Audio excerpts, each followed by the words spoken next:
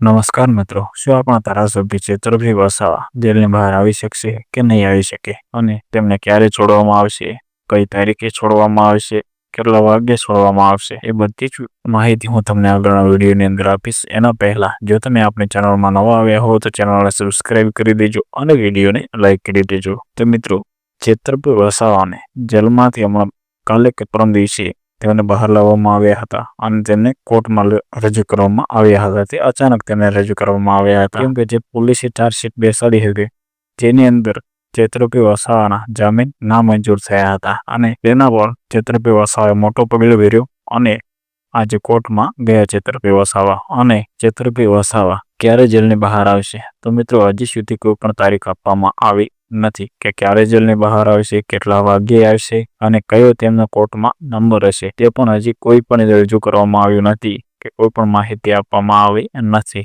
તો મિત્રો, તમને તેના વિશે શું લાગે છે કે છેતરપિંડી વસાવા જેલની બહાર આવી શકશે કે નહીં આવી શકે?